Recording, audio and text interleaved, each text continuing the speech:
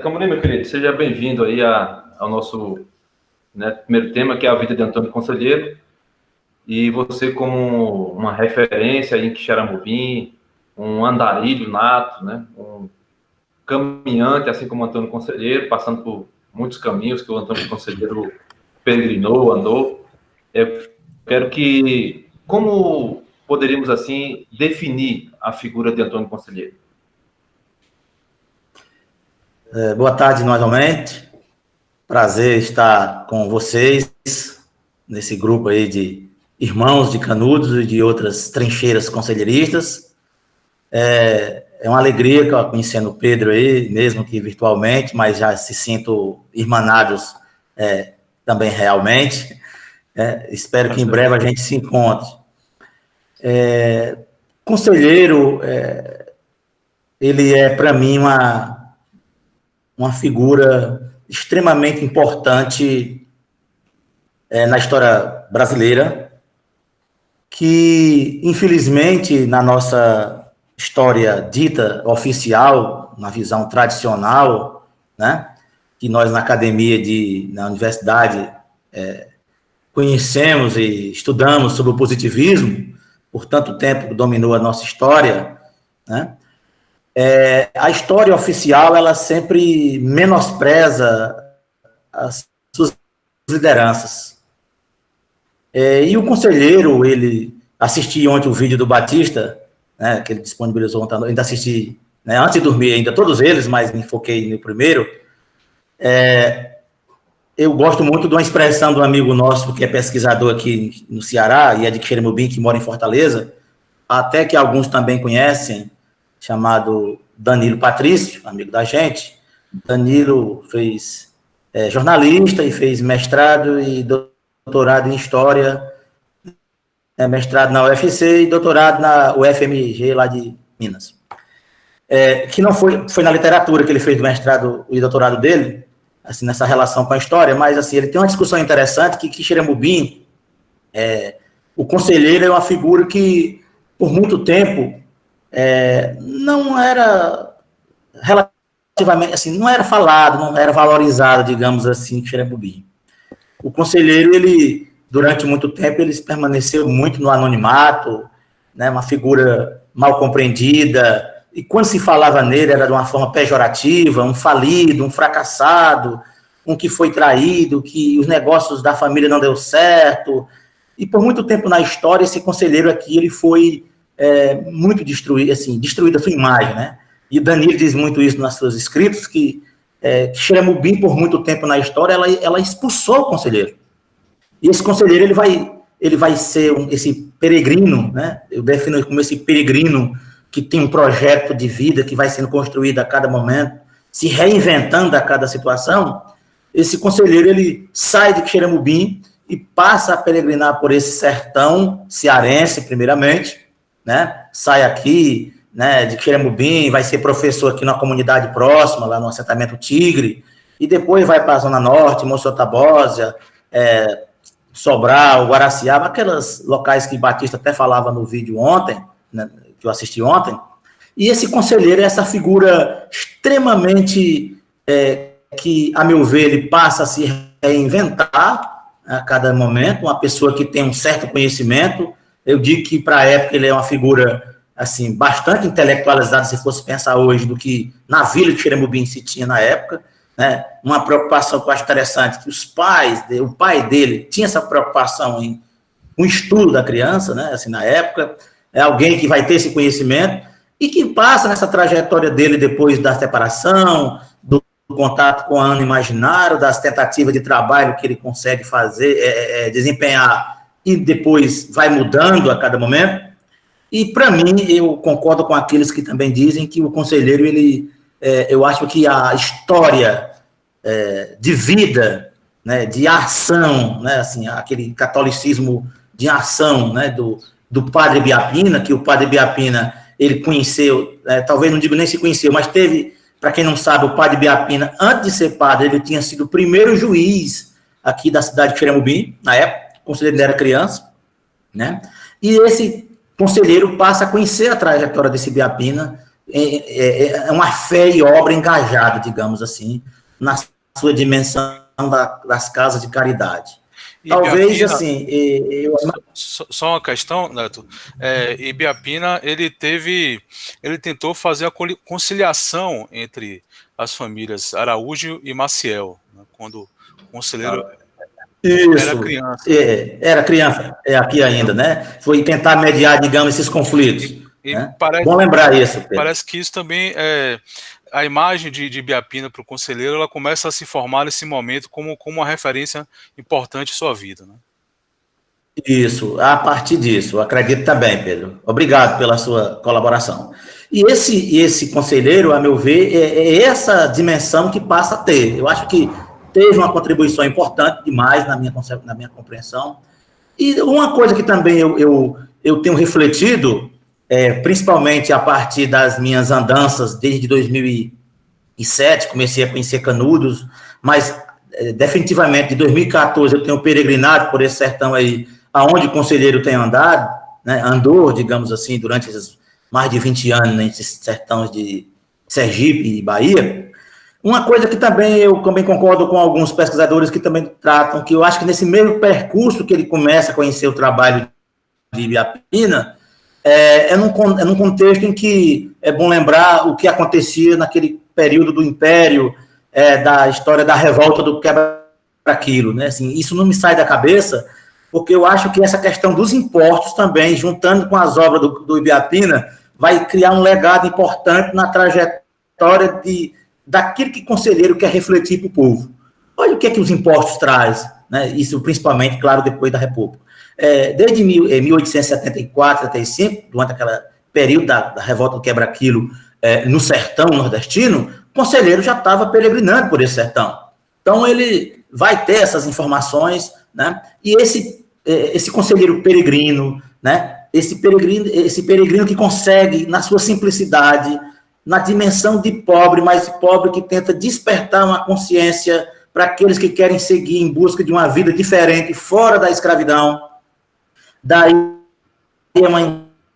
é um incômodo muito grande esse conselheiro, que ao sair dessa terra, né, de Xeremubim, passa a fazer, digamos assim, uma outra perspectiva histórica a partir da relação, a meu ver, do que ele vai ter contato com a trajetória do Ibiapina, né?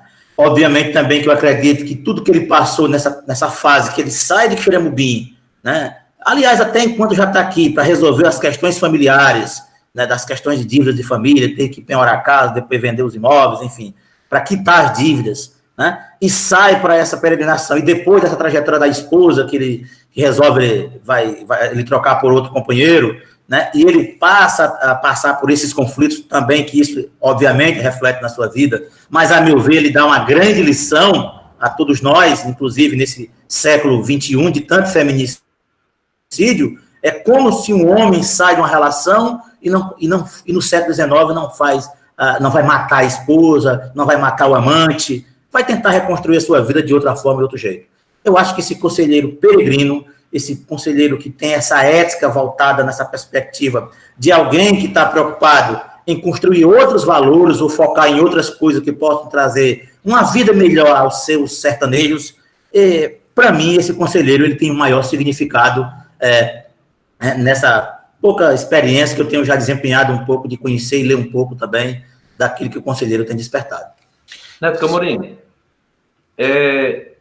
Brasilina, segundo alguns historiadores, alguns pesquisadores, Antônio Conselheiro teria tido 2 filhos de Brasilina. Queria que você falasse um pouquinho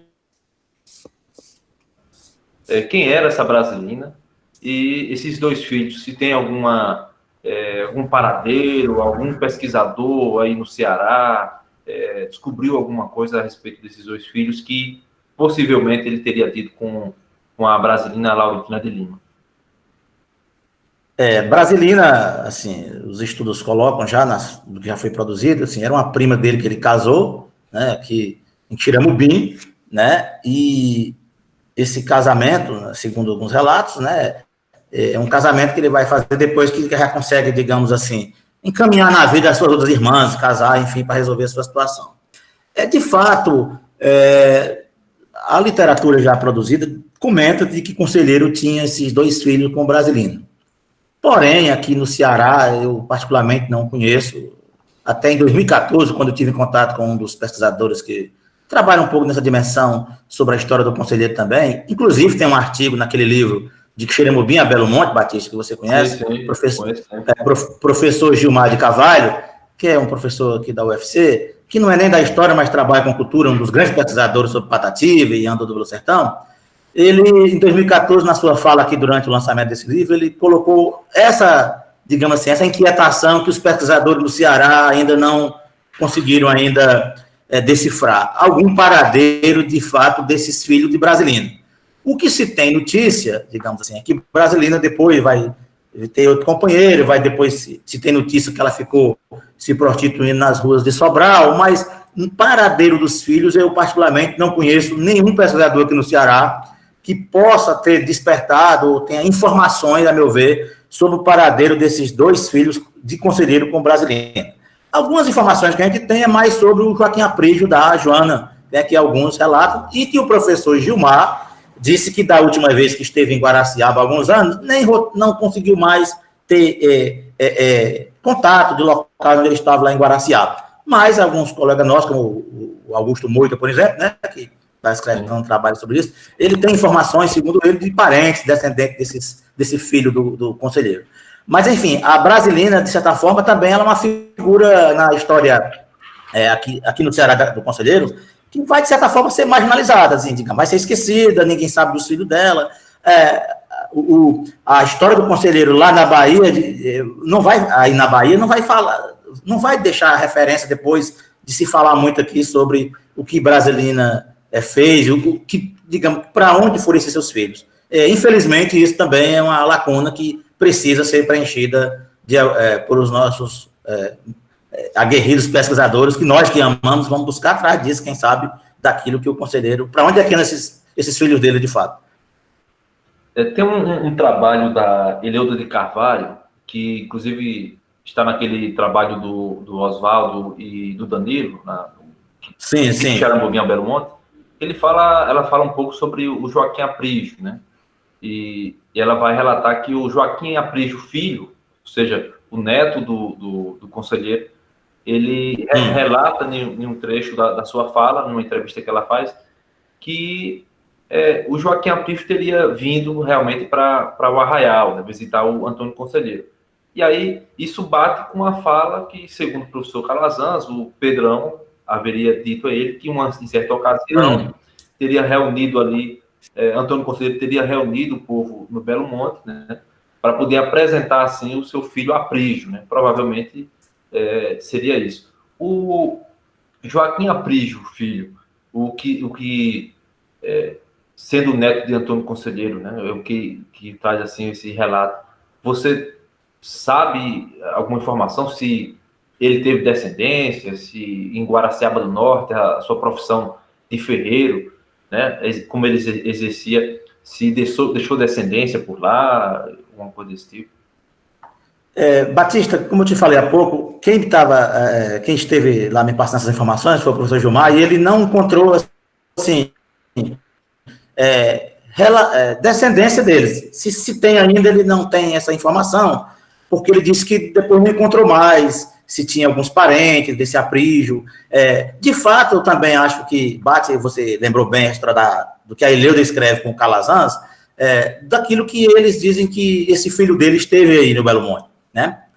Mas depois, assim, infelizmente, não foi ainda despertado, quem sabe, assim, sei lá, a curiosidade de muitos pesquisadores, de tentar saber alguma descendência dessa Guaraciaba, o que é que fala, né? Assim, eu tenho, de certa forma, uma curiosidade dentro daquelas minhas ideias de preencher primeiro esses percursos que eu faço aí, porque depois eu quero também fazer um percurso aqui no Ceará, quem sabe que eu possa ter alguma informação, se tem algum ou não descendente desse Aprígio lá, do Joaquim Aprígio lá em Guaraciaba ou alguma região vizinha.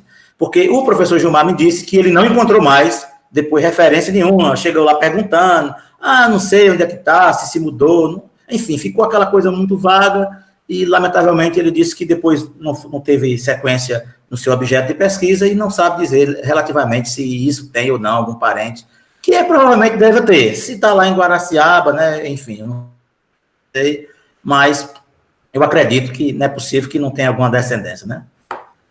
O Padre Cícero, Neto, teria sido contemporâneo, de fato, de Antônio Conselheiro nessas andanças aí, no percurso em que ele se encontra com Padre Biapina, e nessas construções de casa de caridade, essas relações do conselheiro com o Padre Biapina. Uma coisa que me instiga muito é essa questão do Padre Biapina ter largado sua carreira jurídica, se eu não me engano, aos 47 anos de idade, e abraçar essa missão, né, essa vocação missionária, e de também construir igrejas e cemitérios, mobilizando o povo em penitência, carregando pedras na cabeça, para construir aguadas, barragens, enfim. E teria, de fato, o Padre Biapina sido essa referência na vida do Antônio Conselheiro, e teria sido, de fato, o Padre Cícero contemporâneo do Conselheiro? Eu acredito, Batista, que sim, a meu ver, sim, até porque em determinados relatos e depoimentos que a gente escuta de pesquisa já desenvolvida, o conselheiro, ao ter contato com as obras de Biapina, é bom lembrar também que Biapina também vai influenciar essa própria trajetória do Padre Cícero, né? Aquilo que você destaca no vídeo, naquilo que você produziu, que no período da seca do 77, quando, até antes, quando o conselheiro passou, há 4 anos antes, em 1873, lá no Assaré, né, no Urucum, Assaré, essa trajetória, depois dizendo que vai fazer igrejas, vai construir mais nenhuma no Ceará, enfim, aquilo que os relatos já nos apresentam, esse Padre Cícero, né, assim, é alguém que vai, digamos assim, de certa forma, após a sua ordenação, e vai ser o primeiro vigário lá de Juazeiro, né, digamos assim, que era um povoado, que pertencia ao município do Crato. O próprio Crato é uma das principais bases de atuação do Ibiapina, o Crato e Barbalha, onde ele tem casas de caridade, as suas histórias.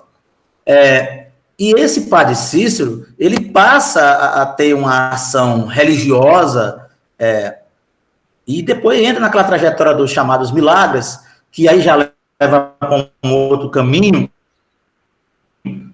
fugindo um pouco daquilo que o próprio Ibiapina, ou que o próprio conselheiro vai fazer, né?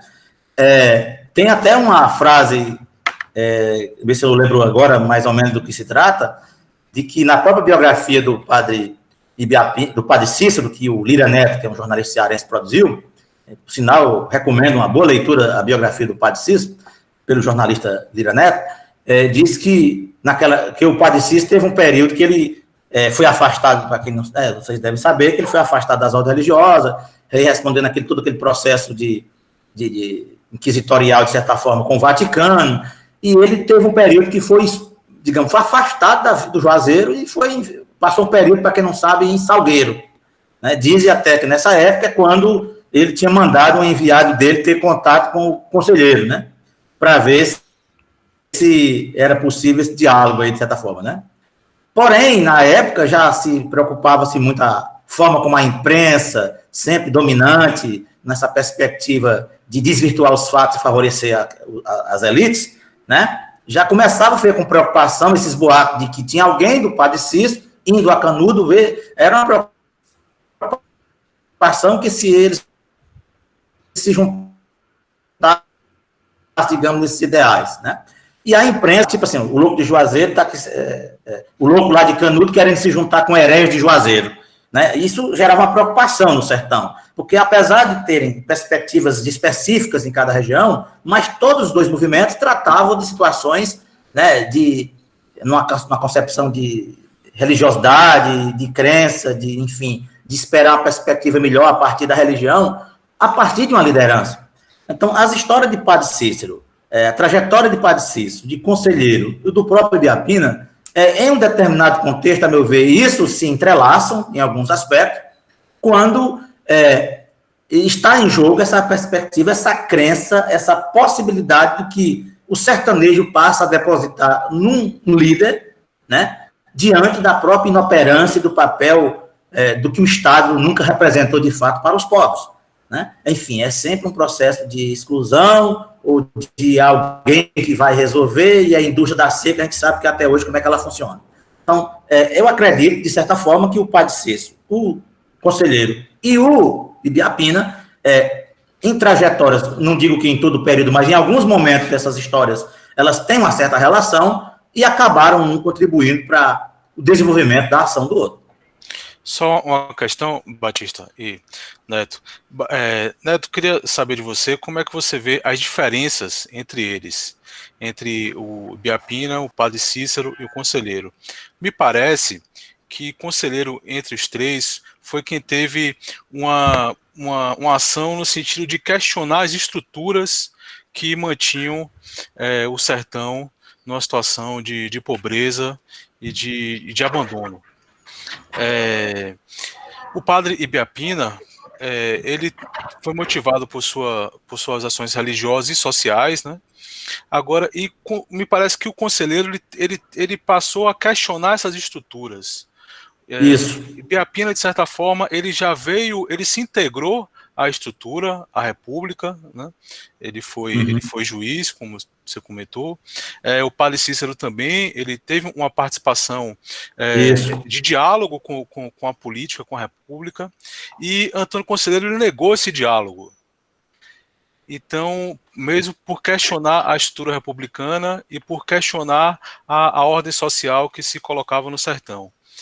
Então, queria lhe ouvir nesse sentido das diferenças entre eles e como é que o conselheiro ele teria questionado diretamente a ordem social, uma coisa que o padre Cícero e Ibiapina não teriam seguido, não teriam se aprofundado tanto. É isso? Isso, Pedro, de fato, eu também concordo com essa possibilidade aí. Eu acredito que o grande diferencial do conselheiro em relação a tanto ao Ibiapina ao Padre Cícero, como você já antecipou um pouco, nenhum dos dois eles vão, digamos assim, romper com a estrutura vigente ou com a república que vai chegar, digamos assim. O próprio conselheiro, aliás, o próprio Padre Cícero, com a sua relação diplomática, de buscar dialogar, e o próprio Ibiapina também, na busca de desenvolver as suas casas de caridade, eles não estão rompendo e não estão questionando, a meu ver, e aí eu concordo com isso, com o que você colocou, as estruturas sociais gritantes já naquela época. O conselheiro não, o conselheiro, eu fico sempre, você me fez lembrar agora um relato, se eu não estou enganado, o Batista pode até me refrescar a memória. Eu acho que é no Manuel Benício, que retrata a chegada do conselheiro do Xorroxó na feira, né? Sim, e a dona Benta está lá com as suas esteiras, e a esteira, ela valia um preço inferior ao valor do imposto que ela tinha que pagar. Então, e à noite, na pregação, ele vai tratar sobre isso. Então, assim, digamos que se fosse pegar assim, talvez uma referência mais contemporânea na história, é como se o conselheiro fosse um precursor do que foi, agora, nos anos 80, 90 do Brasil, a teologia da libertação. Alguém que vai pensar numa religião, mas a partir de uma referência enquanto povo protagonista para discutir os seus problemas sociais e dizer que aquele problema social, de certa forma, não é a culpa do povo, não é um castigo de Deus, é porque as estruturas do império e com a república surgindo, elas não alteraram essa estrutura social. Então, esse conselheiro, ele passa a ser essa pessoa mais incômoda às instituições da república, é porque é alguém que chega mexendo na estrutura social, né? Se a gente vê os relatos dos amigos do Barão, de Jeremoabo, nas suas cartas, relatando que está perdendo mão de obra, isso, mais uma vez, fica evidenciado, né? O conselheiro, ele traz essa relação para o cerne da questão. Alguém que está tocando, digamos assim, na ferida principal. Ó. Nós estamos aqui discutindo nas estruturas, né?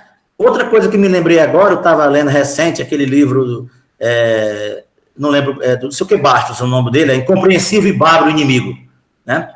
Tem um relato que me chama muita atenção, né? Eu lendo um trecho desse artigo, né, desse livro, e ele relata o autor que o conselheiro, olha como ele estava mexendo nas estruturas políticas, sociais, religiosas, né? Diz que o conselheiro chegou, a todos vocês conhecem aí Jeremoabo, chegou em Jeremoabo numa festa de São João Batista, que é o padroeiro de Jeremoabo, se não me engano. E naquele período onde já tinha a diocese, né, a diocese da Bahia, proibido o conselheiro celebrar, adentrar nas igrejas. E disse que durante as 9h o conselheiro se reunia com o povo lá fora, na praça, e a novena lá dentro. Então, é alguém que está mexendo na estrutura, digamos assim, tocando na ferida por dentro da coisa. Então, daí a perseguição, essa busca sempre constante de destruir esse líder, quando ele passa a não mais interessar dentro daquilo que o sistema quer, e ele radicaliza na sua proposta de, digamos assim, optar por defender uma relação mais direta com os pobres, digamos, em busca da sua autonomia ou da sua sobrevivência, daquilo que o Belo Monte depois vai ter. Mas a construção disso até chegar ao Belo Monte, né, é que vai, a meu ver, arregimentando mais gente, trazendo mais seguidores, e esse conselheiro, diferente de Ibiapina e do Padre Cícero, de fato, e aí eu concordo com você, Pedro, de fato ele vai realmente tocar no cerne principal, né? Refletir e discutir, mexer nas estruturas que, de fato, socialmente escravizavam a população e que a República veio e nos libertou com a dignidade os pobres na nossa história brasileira. Perfeito, obrigado, Neto. Batista, fica à vontade. Pronto. Uma coisa que eu acho interessante na caminhada de Antônio Conselheiro, e eu falo isso no vídeo, né, de abertura, é que muitos desses homens que andavam peregrinando pelo sertão, muitos deles eram acusados de vadiagem, né? Ou seja, que eram pessoas ociosas, que tratavam de pregar nas praças, mas que causavam tumulto, né? Antônio Conselheiro, ele pregava, mas ele achava importante isso, ele como um homem reflexivo, que meditava constantemente nos evangelhos e nos mandamentos, na missão abreviada e tudo mais, ele achava importantíssimo a fé, mas também as obras, né? E aí a gente diz muito que a fé sem as obras é morta, né? Ou seja, e as obras sem a fé de nada vale. E Antônio Conselheiro, ele segue essa linha de que era importante fazer as obras, vivendo não na ociosidade, mas construindo ali igrejas, cemitérios. Em todos os lugares que ele passa, ele deixa um marco, né? Marca ali o seu ponto de chegada e seu ponto de partida. Neto, o Belo Monte foi a única cidade fundada pelo Conselheiro? Eita, que pergunta, hein? Muito bem. Eu não digo que talvez assim aqui teve a maior dimensão, digamos, quando as pessoas chegaram e, digamos assim, vamos fundar aqui o Belo Monte. Mas às vezes eu fico também imaginando que em muitos lugares onde ele passou, digamos assim, até de certa forma indiretamente, ele vai contribuindo também para algumas situações historicamente depois para essa mudança, né? O Belo Monte, ele vai ter uma dimensão, digamos assim, eu também concordo com o que o Pedro Lima Vasconcelos coloca para nós, assim, ele fala muito da importância que tem o fogo de Maceté nessa trajetória, né? Assim, eu acho que depois dessa peregrinação, de ter passado em tantos lugares aí, e quando o conselheiro, ele sai de Maceté, depois daquele episódio lá, com conflito com a polícia baiana, e que se instala aí, na Fazenda Velha de Canudos, para construir o seu Belo Monte, né, digamos assim, a partir daí, a gente vai ter uma busca maior da população se chegando a Belo Monte e fixando lá. Porém, eu acredito, né, que o ideal do Belo Monte, mesmo a República destruindo da forma absurda, né, e genocida que fez, o legado do conselheiro na construção de outras possibilidades, de experiências menores, mas que tiveram também relevância social, política, econômica, da libertação do povo, eu acho que tem, de certa forma, do ideal de Belo Monte. Por exemplo, eu não posso dizer que foi o conselheiro que criou o pau da colher, o caldeirão lá do Biase Zé Lourenço, mas eu não posso deixar de dizer que teve influência dos ideais do que teve Belo Monte ao desenvolver essas cidades. Então, de certa forma, o conselheiro ele acaba contribuindo para isso. Outra coisa que me faz também pensar sobre isso, Batista e demais, por exemplo, quando você deve lembrar que ano passado nós estivemos lá em Itabaiana, visitando aquele cemitério lá, Flecha, Sim. Né? Aquele cemitériozinho lá que foi construído por o conselheiro ainda, né? Que a gente vê ainda algumas marcas, né?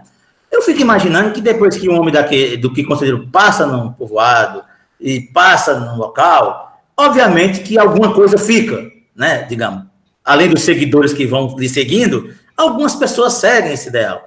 E assim, eu fico, por exemplo, imaginando assim, o papel que essas obras acabaram sendo importantes, seja o muro do cemitério, seja a construção da igreja, a reforma, o tanque que acumula água, a estrada, enfim, o cacimbão, como a gente chama, a guarda, digamos, de certa forma. Então, essas obras acabaram depois construindo outra perspectiva de construção de alguma coisa. Então, assim, a cidade do Belo Monte, ela passa a ser uma referência importante dentro dessa trajetória, de assim, essa ideia de que para alguns era utopia, ela é possível.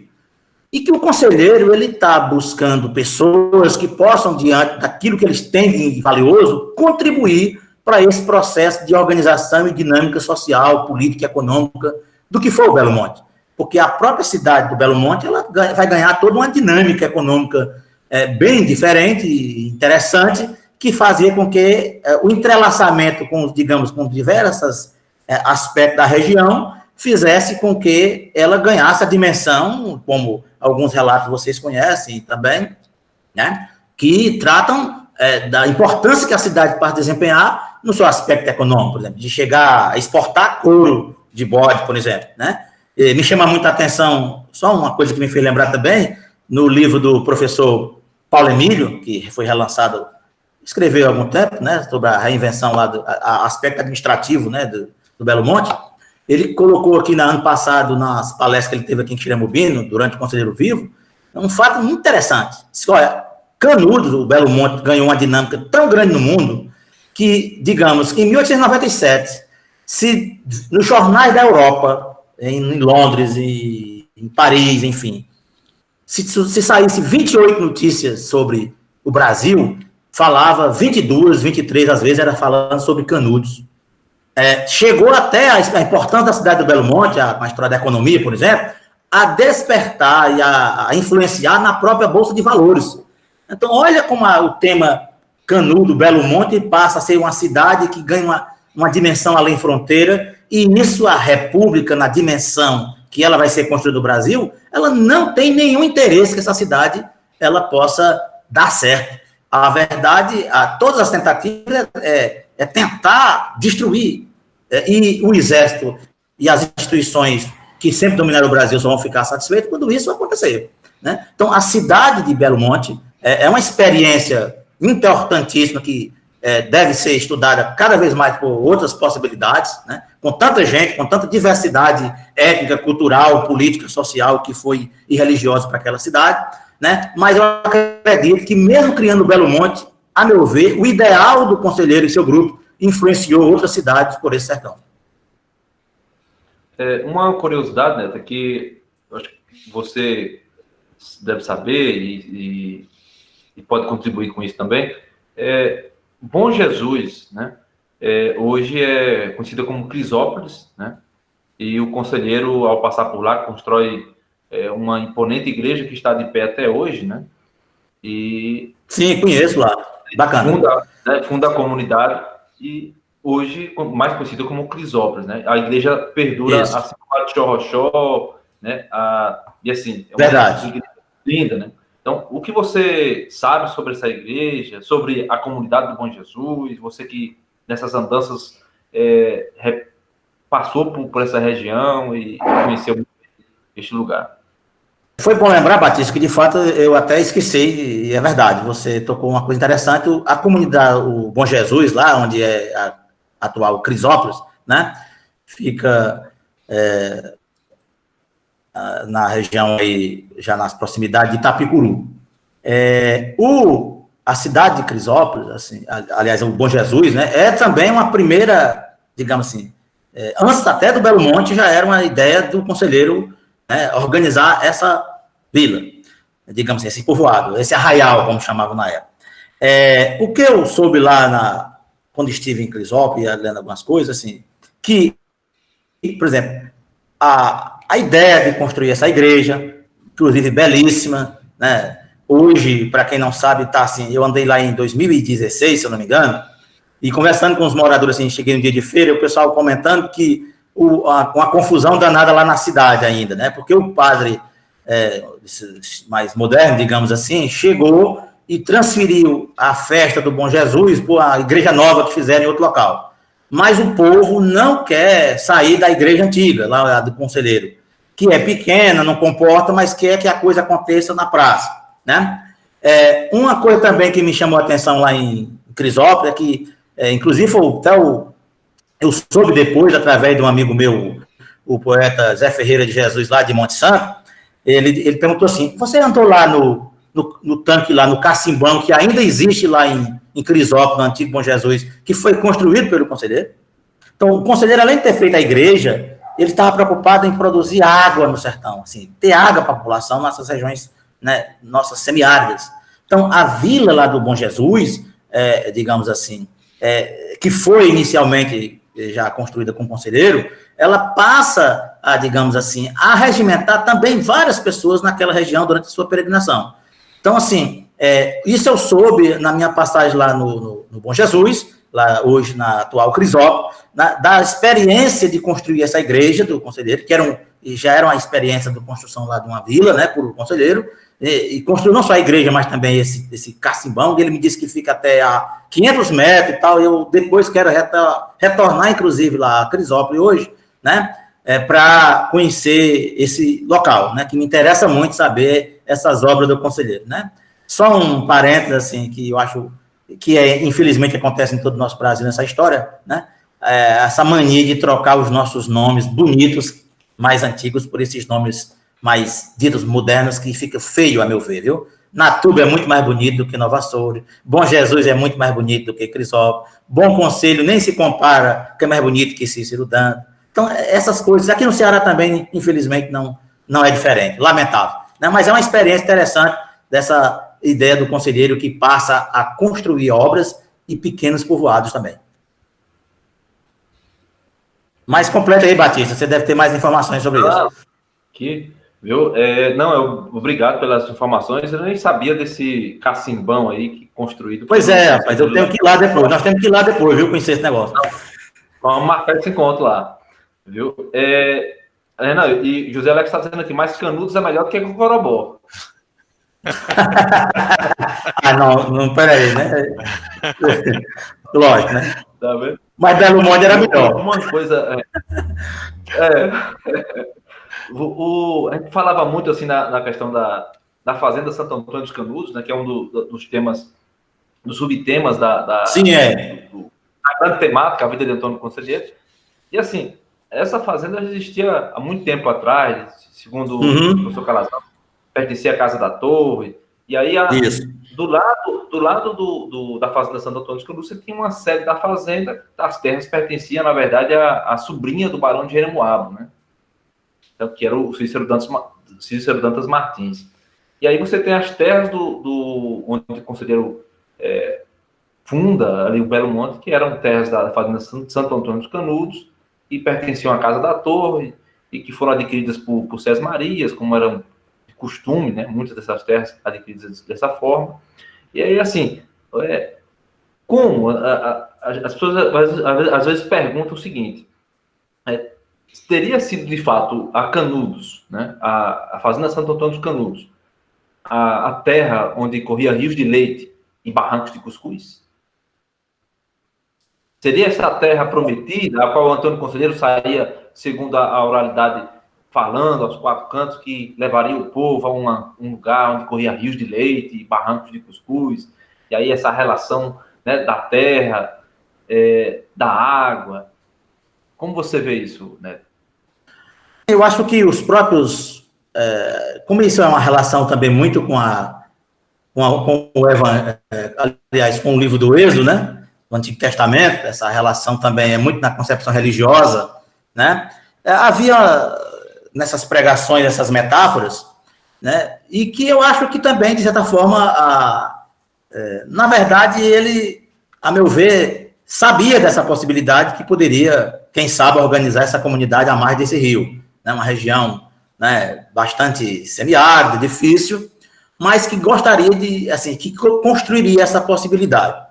Obviamente que toda essa trajetória de usar essas metáforas, rio de leite, ribanceira de cuscuz, a gente sabe que, a meu ver, isso também é uma forma também de regimentar, de mobilizar as pessoas, mas é claro que ao chegar na comunidade, isso tem que ter uma resposta, né?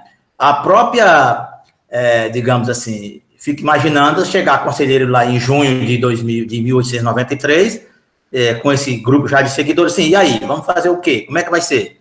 Então, vamos começar a fazer casa, enfim, fazer roça, quem tem alguma coisa, quem vai chegando, vai guardando aqui, vamos organizar para dar para quem não tem, enfim, essa trajetória, ela vai despertando essa construção. Eu acho, sinceramente, que o conselheiro, eu acredito muito nisso, de que é um dos primeiros líderes, né, digamos assim, um ser político, de certa forma, sem ser partidariamente falando, enquanto representante eleito, que mostrou para a sociedade brasileira que o sertão ele é viável, que esse discurso da seca, que essa trajetória de que as pessoas morrem por falta d'água, a gente sabe que é um desafio, é difícil a água para o nosso sertão ainda, mas pior do que a seca, sempre foi a cerca, né? Os latifúndios que sempre expulsaram e dominaram a população. Essa trajetória de construir essa comunidade na possibilidade de buscar uma sobrevivência, eu acho que isso foi viável, né? Eu acho que o vaza-barris, digamos assim, ele começa a dar, aos poucos, as respostas, e obviamente que eu também não acredito de que tudo vai ser a partir disso. Com o tempo, a própria cidade vai ganhando outra dinâmica e outras atividades vão surgindo, né? Mas a base, a relação principal de tentar trazer a população para essa trajetória é justamente que aí era possível, esse rio, essa possibilidade de fazer barragem, cacimbas, plantações, porque eu fico também imaginando que o vaza-barris, como grande parte dos nossos rios, são os rios, né, intermitentes. Choveu, a seca volta depois, né? Então, tem que pensar a alternativa de como armazenar a água, né? De como essa água vai ser possível para pensar, fazer uma roça, né? Ter um capim para cabra, enfim, fazer uma plantação de milho, batata, enfim. Como é que isso vai ser? Obviamente que isso também tem toda uma construção e eu também acredito que com o tamanho da população que vai ganhando, a dimensão que ganhou, não vai ficar todo mundo dependendo só dessa trajetória. Essa questão do rio, questão da figura do conselheiro, essa figura religiosa também, né? O José Aras, ele, em Sangue de Irmão, ele vai fazer uma relação do conselheiro com a figura de Moisés, né? E aí o Pedro Lima Vasconcelos... E aí exato. Aí o Pedro Lima Vasconcelos também, no livro, o Belo Monte e Antônio Conselheiro, que é uma invenção biblada, né? Ele vai repetir, ele vai falar um pouquinho sobre essa fala do José Aras, que o conselheiro foi aquele homem que saiu pelo sertão, né? Arrebanhando seguidores, pregando o evangelho, né? De certa forma, mostrando ao povo que existia uma esperança, que existia um lugar, que existia uma forma de vida melhor do que aquela forma degradante que viviam homens e mulheres sobre a escravidão, né?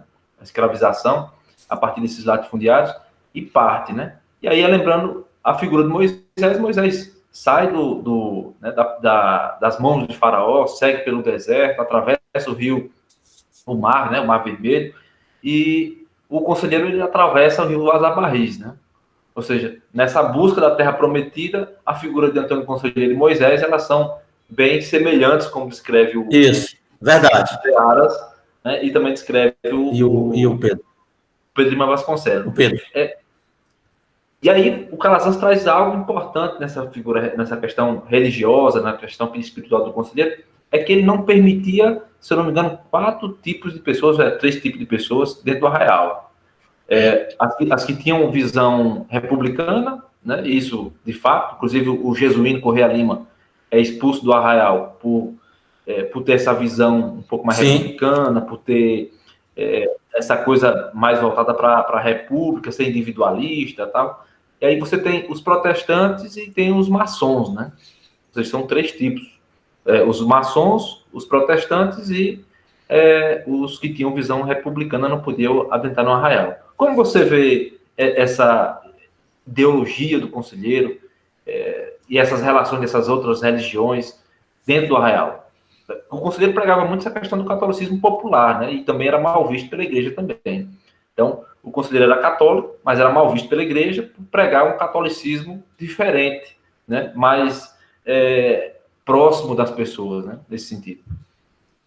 Bem, de fato, você já destacou aí, de acordo com os próprios escritos do Calazan e outros pesquisadores também falam disso,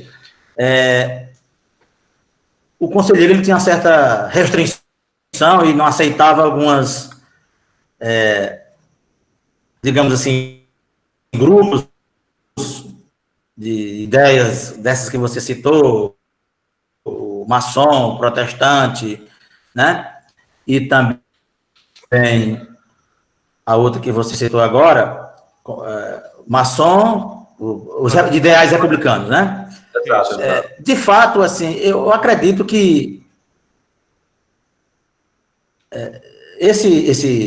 eu vejo assim, o conselheiro é uma figura já tão assim, a meu ver,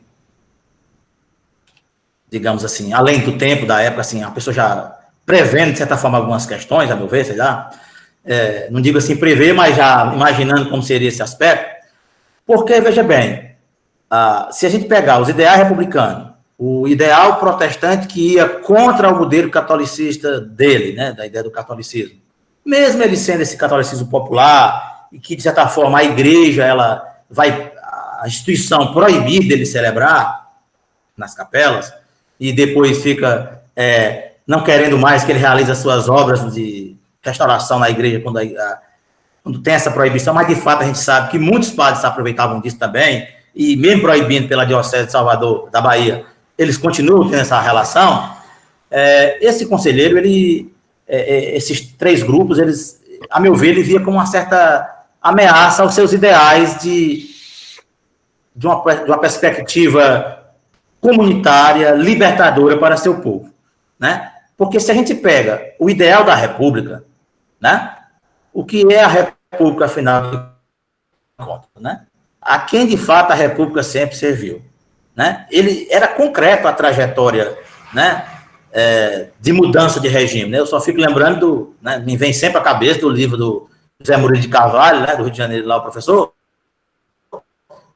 os bestializados, né? A transição da monarquia para a República, o que é que mudou na vida do povo, né? Para melhor? Nada.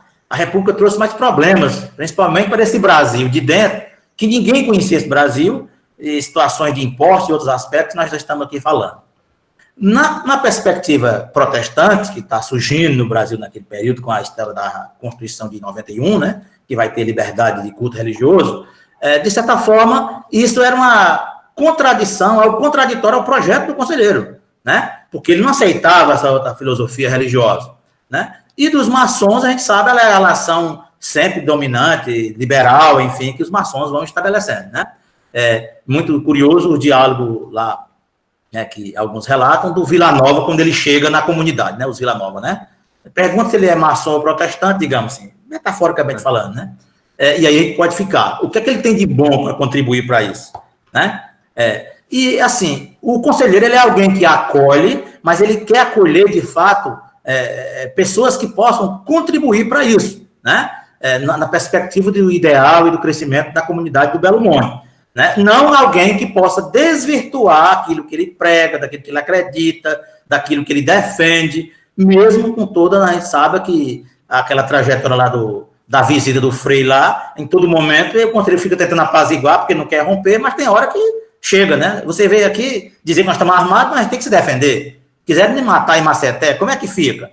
Então, assim, fica muito notório, a partir da própria organização do Belo Monte, daquilo que vai representar João Abade, Pajeú e todos os seus auxiliares, o Vila Nova, que tem toda uma perspectiva também dentro do ideal daquilo que isso possa contribuir para ter um perfil daquilo que eles defendem, né? Obviamente que isso, trazer essas outras ideias, a meu ver, eu penso assim, deixando conviver dentro da comunidade, vai descaracterizando muito mais rápido aquilo que o conselheiro e seus seguidores pensariam. Ô, Neto, você sabe que nós temos a disciplina aqui em Canudos, a disciplina História de Canudos, né, inserida na grade curricular desde 1891. Sim. Na verdade, a lei orgânica, né, e foi criada aqui a cartilha histórica para atender essa demanda. E os professores, assim, em todos os lugares, a história, né, principalmente a história local, a história do Brasil, enfim, ela muitas das vezes puxa muito para a questão da história oficial, né? Nós vamos pegar os livros de histórias, por exemplo, tá lá Canudos em pouco mais de 2 parágrafos, né? Um parágrafo, 2. Um parágrafo. A história do conselheiro, aí em Quixeramobim, porque aqui em Canudos, embora nós tenhamos assim, a disciplina História de Canudos, existem grandes dificuldades que os professores enfrentam, né? Nós temos aqui, por exemplo, participando com a gente, a Miriam, a Betana, a Josileide, a Wilciane. Eu vi as figuras, algumas que eu conheço. Um abraço a todas elas. Que trabalham a disciplina História de Canudos, e professores que trabalharam e professores que estão ainda trabalhando a partir desse ano a disciplina História de Canudos. Quais são as dificuldades aí em Quixeramobim? Aí em Quixeramobim tem uma disciplina específica? Existem dificuldades no ensino da história do conselheiro aí em Quixeramobim? Como é? E o que você acha que pode ser melhorado? E como nós aqui em Canudos podemos ter aí um exemplo a ser seguido? Ou qual as melhores formas didáticas de se trabalhar? Você falava muito no período que conversávamos sobre a música, né? A importância da música nesse processo de ensino. Isso, é verdade. Como é isso aí em Quixeramobim e como você vê essa desvalorização, muitas das vezes, da história local, regional, em todo o contexto do ensino, né? Beleza. Batista, assim, se vocês imaginem, em Canudos vocês têm, com toda dificuldade, uma disciplina que fala da história de Canudos. Quixeramobim não tem isso, né? Não tem essa disciplina no arredo de Quixeramobim, não tem essa disciplina aqui, não. As dificuldades, assim, a meu ver, são maiores ou muito parecidas com a primeiro porque, assim, o próprio tema conselheiro, ele vem despertando nas escolas, para vocês terem uma ideia, a partir do próprio evento que acontece aqui, o Conselheiro Vivo. Por exemplo, esse evento, ele começou no centenário da guerra, depois parou, retomou em 2004, e de lá para cá, todo ano tem acontecido, por exemplo, durante... Neto Camorim deu uma congelada ali. Minha sugestão, Batista e a todos, é que as questões que nós faríamos direto para Neto sejam colocadas, podem ser colocadas no grupo no WhatsApp, ou podem ser colocadas lá no nosso ambiente mesmo, no Google Classroom. A gente pode, Batista, criar lá uma atividade que é o espaço onde todos nós podemos colocar questões, e Neto também, ele está presente no ambiente, no ambiente lá do Google. Então, as questões que nós faríamos aqui para ele, eu sugiro que a gente coloque lá, para que a gente finalize essa interação, esse diálogo. Obrigado a todos vocês pela presença, pela participação. Foi um prazer fazer esse primeiro diálogo aqui do primeiro tema do projeto. No próximo, amanhã, a gente vai estar disponibilizando para vocês o cronograma, e na segunda-feira já o material do segundo tema, né, que é sobre o Belo Monte. E a gente, no dia 9 de maio, a gente vai ter esse mesmo momento aqui com o professor Pedro Lima Vasconcelos, não é isso, Batista? Então, Exato. a gente... E o material dos 4 temas vai sendo disponibilizado a partir do momento que a gente for encerrando pontualmente, quero dizer, né, as discussões sobre o tema. Então, a gente finaliza a discussão daquele tema sempre com esse momento de interação, de diálogo com o professor, com o historiador convidado. Então, muito obrigado a todos vocês, que tenham um final de semana abençoado e até o nosso próximo encontro.